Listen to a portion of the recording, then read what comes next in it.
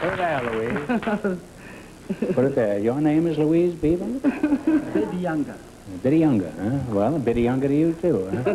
In case you don't recognize this gal, this is one of the better character actresses in show business. Oh, thank you.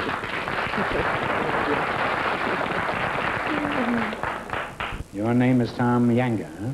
That's right, Mr. Louise, how many pictures have you appeared in, roughly? Oh, No, I don't mean that you were roughly in the pictures. No. Approximately, I mean. Well, that's awfully hard to say. You know, I started thinking... Well, you could lie a little, Louise. We don't care. Well, I know way back in 1939.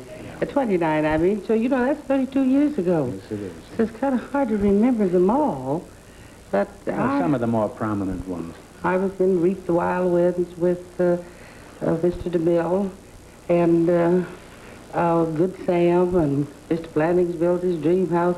Oh, I could go on and on and on. Aren't you an officer in the Screen Actors Guild? Well, yes, I have had the pleasure of being on the Screen Actors Guild board for 12 years, and I really feel it's an honor. She is known for her prolific career in film and television, starring in numerous movies and popular TV shows spanning 4 decades. She is recognized for her significant contributions in advocating for the rights and representation of Black Americans, collaborating with other activists to bring about positive change. Her name is Louise Beavers. In the early 1900s, a young girl named Louise Beavers was born into a world that was still grappling with racial inequality. Growing up in Cincinnati, Ohio, she faced many challenges but remained determined to follow her dreams. With her undeniable talent and charm, Louise set her sights on a career in the entertainment industry. Louise's journey in Hollywood began in the 1920s when she landed her first film role. Despite the limited opportunities available for Black actors at the time, she persevered and soon became a recognizable face on the silver screen. Her breakthrough came in 1934 when she starred alongside Claudette Colbert in the film Imitation of Life. This role catapulted Louise to stardom and made her one of the first Black actresses to receive widespread recognition. Good afternoon, ma'am. It's raining so hard, I brought rubbers and coat to fetch my little girl home. I'm afraid you've made some mistake. Ain't this the 3B? Yes. Well, this is it. It can't be it. I had no little colored children in my class. Oh, thank you. There's my little girl. Piola, you may go home.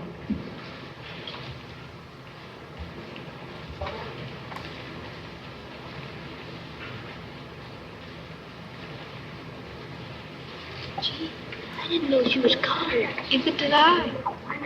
I hate you. I hate you. I hate you. Viola. When I interviewed Freddie Washington, I said to her, because she and Beavers were so different as people, they seemed to be, for what I knew. Freddie Washington was highly political.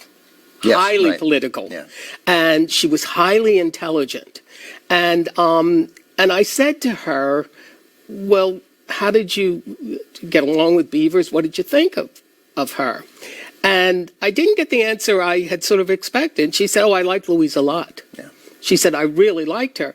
And when Freddie Washington, this New York actress, when they started shooting the film, she wasn't going to be able to stay at the Beverly Hills Hotel or whatever. And she actually stayed at Louise Beavers' home. Really? And they knew one another. And she said the days when they had scenes together, they would drive to the studio together. But she liked Louise. And I said to her, well, what did you think about the way she handled her career and so forth? And Freddie Washington said to me, she said, no, Louise was a Hollywood actress. She said, I wasn't, but Louise was. And she knew that there were certain career moves that she had to make. But I really like this, that these two Black actresses, seemingly so different, did have this connection and appreciation for one another. I just loves to work for you, Miss Lou. Yeah? You buy such pretty things. And all them diamonds. You're so rich. Yes, I wasn't always rich. No? No, there was a time I didn't know where my next husband was coming from. Yeah, but what I mean is, you ain't never been in the circumstances where the wolf came to your door. The wolf at my door? Why, I remember when he came right into my room and had pups. Unfortunately, there is a disgrace attached to anyone coming from a reform school. And when the news circulates that boys were inmates, they can't get jobs. You still believe in the use of bullwhips, clubs, and Oregon boots, don't you? Certainly. Louise Beavers, who is so marvelous in this film. And we almost never get to see her as anything other than a maid, a mammy figure. She had over 100 roles in Hollywood films, but never a main role. But here she is this advocate for juvenile reform. She is the main character. She has top billing. Everything revolves around her and her actions. She shapes the storylines.